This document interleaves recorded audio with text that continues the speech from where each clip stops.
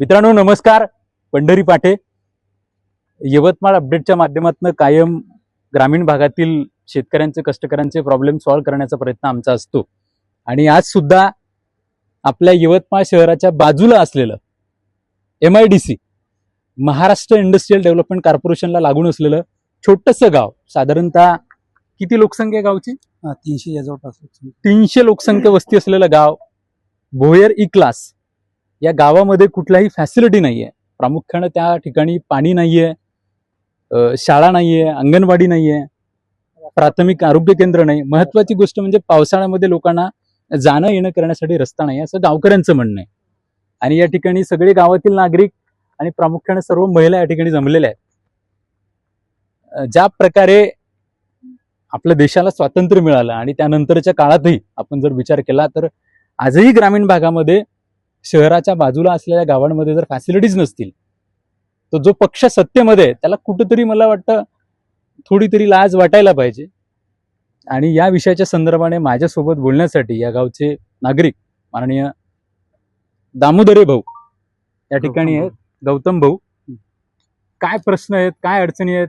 याच्या अगोदरच्या काळात सुद्धा जिल्हाधिकारी यवतमाळ यांच्या माध्यमातून आपण निवेदन दिले, प्रश्न सुटत नाहीयेत. काय मागणी या माध्यमातून आपण करत आहात? या गावचा मुख्य प्रश्न जे आहे पाण्याचा प्रश्न आहे, रस्त्याचा प्रश्न आहे आणि सगळं जागेचा पण प्रश्न आहे. जागा ज्या आहेत नावानं नाही आहे आणि अतिक्रमण करून असल्यामुळं सगळे लोक जे आहेत बाकी लोक याच्याकडे लक्ष द्यायला तयार नाही. विशेष करून म्हणजे आम्ही पाण्यासाठी रस्त्यासाठी बरेच वेळ कलेक्टरकडे निवेदनं दिलेत, आमदार खासदारांना पण सांगितलं. त्यांनी सांगितलं पाटील साहेब सोबतच आहेत, त्यावेळी सांगितलं होतं की तुमच्या गावचा प्रश्न आम्ही निकाली काढू आणि लगेच तुम्हाला पट्टी त्वरित देण्यात येईल असं आम्हाला सांगितलं होतं. पण तेव्हापासून अजूनपर्यंत काहीच झालं नाही. आश्वासन भरपूर दिलेत पण अजून कोण काही लक्ष दिलं नाही.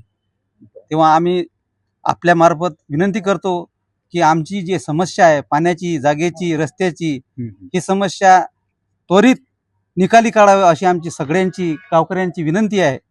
असं एवढं बोलतो मी. आपलं गाव शहरापासून किती लांब? किती साधारण जास्तीत जास्त 4 ते 5 किलोमीटर येऊ शकते इथून कलेक्टर ऑफिस पासून. समजा विहीर वगैरे गावात नाही? विहीर नाही, आम्ही वर्गणी करून विहीर खोदली पण आता कसं झालं, पाणी लागलं पण आता बांधण्याचा प्रश्न आहे. 1-2 लाख रुपये लागते, तेवढे पैसे आमच्या जवळ नाही आहे. जर ती बांधली नाही समजा तर ती विहीर बिलकुल बरसातीतच खचून जाईल, अशी गाळून जाईल असा प्रश्न आहे. त्यासाठी आम्ही विनंती करतो आपल्या मार्फत की आमचा प्रश्न लवकरात लवकर मार्गी काढावा आणि आम्हाला याच्यातून अडचणीतून मुक्तता द्यावी अशी तुम्हाला मी विनंती करतो की आपण यासाठी प्रयत्न करावा अशी आम्ही सर्वातर्फे तुम्हाला विनंती करतो.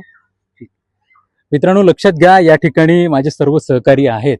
प्रामुख्यानं जर आपण या ठिकाणी पाहतो म्हटलं तर माननीय गौतम भाऊ पाटील आहेत, यवतमाळ जिल्हा युथ काँग्रेसचे जिल्हाध्यक्ष माननीय प्रमोददादा बगाडे आहेत, आमचे सहकारी मार्गदर्शक माननीय कृष्णाभाऊ पुसनाके आहेत, जे सोशल मीडिया काँग्रेस कमिटी यवतमाळचे जिल्हाध्यक्ष आहेत, माननीय कॉम्रेड सचिन मनोहर आहेत, माननीय ओम भैया तिवारी आहेत आणि गावातील सर्व नागरिक आहेत.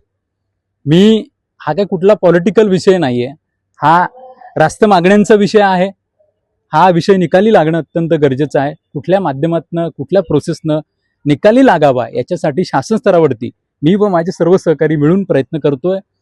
ग्रामीण भागातल्या शेतकऱ्यांचा प्रश्न सुटला पाहिजे, त्यांच्या मुलांना सुद्धा चांगलं शिक्षण मिळालं पाहिजे, स्वच्छ पाणी, सुंदर गाव ते झालं पाहिजे, हाच आमचा प्रयत्न राहील. आणि मी या माध्यमातून विनंती करतो, गावकऱ्यांनी विहीर खोदलेली आहे आणि गावकऱ्यांची एक अपेक्षा आहे, सहकार्य जर कोणी करत असेल तर आपण समोर येऊन सहकार्य करावं ही सर्व गावकऱ्यांची या ठिकाणी विनंती आहे. थांबतो. पंढरी पाटे, यवतमाळ.